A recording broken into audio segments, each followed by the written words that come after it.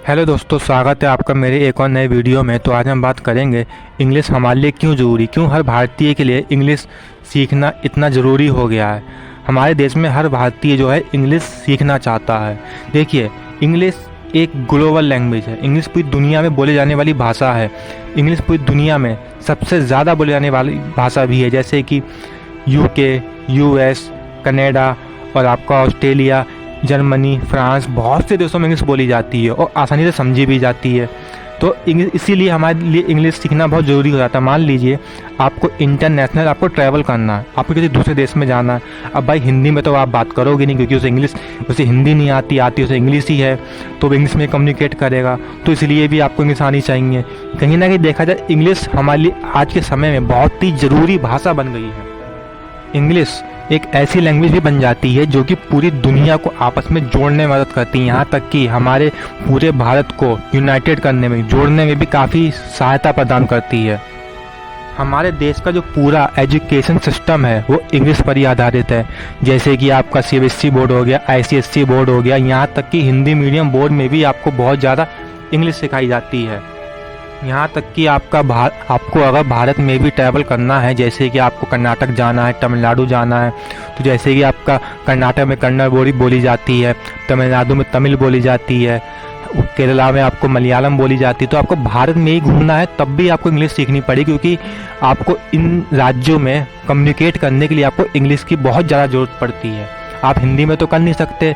इन राज्य के लोगों को जो हिंदी भाषा बहुत ही कम आती है, तो आपको कोई तीसरी लैंग्वेज में ही पड़ेगा।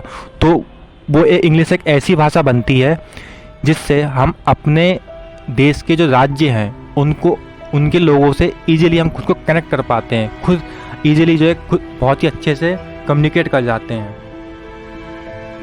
हमारे देश में ऐसे बहुत से स्टेट हैं, बहुत से राज्य हैं जहाँ के लोगों को हिंदी समझ में नहीं आती। जैसे कि आपका तमिलनाडु हो गया, केरला हो गया, आपका जो है कर्नाटक हो गया। तो इन राज्य के जो लोग हैं उनको हिंदी नहीं आती। अब मैं ये भी नहीं कह रहा कि सबको हिंदी नहीं आती, बहुत से लोगों को हिंदी आती भी है, लेकिन उनको हिंदी नहीं आती। अब भाई हमें उनकी भाषा नहीं आती, अब बचा क्या? तो हमें एक तीसरी लैंग्वेज ढूंढनी पड़ती है ताकि हम कम्युनिकेट कर पाएँ, और वो होती है इंग्लिश। इंग्लिश एक ऐसी भाषा है जो पूरी दुनिया में कोने कोने में फैली हुई है। हर बच्चे को आती है, हर इंसान को आती है, भले ही टूटी फूटी सही, थोड़ी बहुत ही सही, हर भारतीय को इंग्लिश आती है।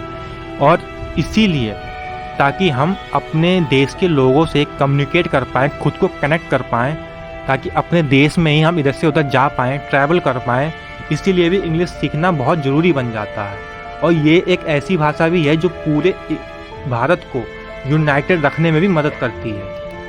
समझ गए होंगे कि इंग्लिश हमारे लिए क्यों ज़रूरी, क्यों हर भारतीय के इंग्लिश ज़रूरी है।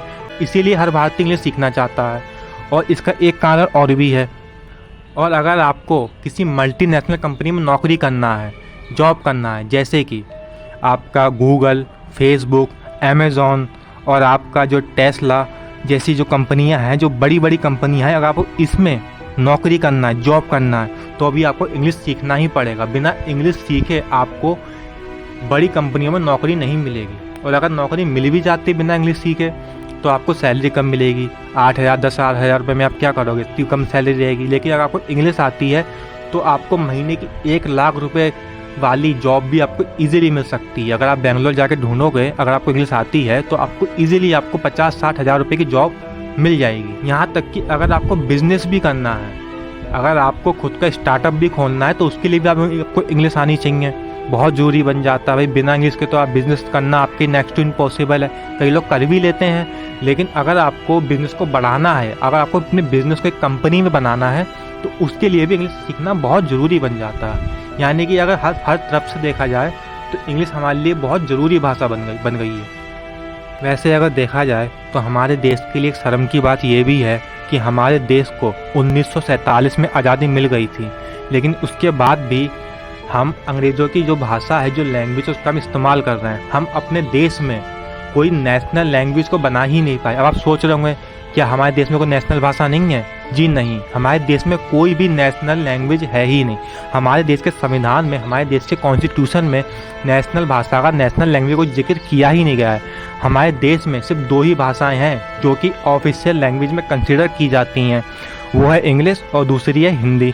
हिंदी और इंग्लिश ही हमारे देश की ऑफिशियल भाषा है। अब आप बोलोगे ऑफिशियल भाषा क्या होता है?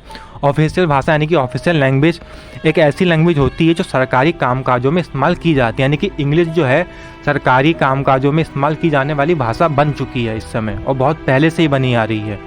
और हालांकि सरकार ने बहुत कोशिश भी करी इसे हटाने की, सरकार ने बहुत कोशिश करी कि इंग्लिश को हटाकर हिंदी को नेशनल लैंग्वेज बनाया जाए। जब सरकार ने कोशिश करी कि इंग्लिश को हटाकर हिंदी को नेशनल लैंग्वेज बनाया जाए, तो बहुत से स्टेट की जो गवर्नमेंट है, जैसे कि तमिलनाडु, केरला और आपका क्या नाम कर्नाटक, ऐसी बहुत सी स्टेट है जिन्होंने इसका विरोध किया है। उसके अलग अलग कारण है, ठीक है, मैं उस पर अभी कोई बात नहीं करूँगा।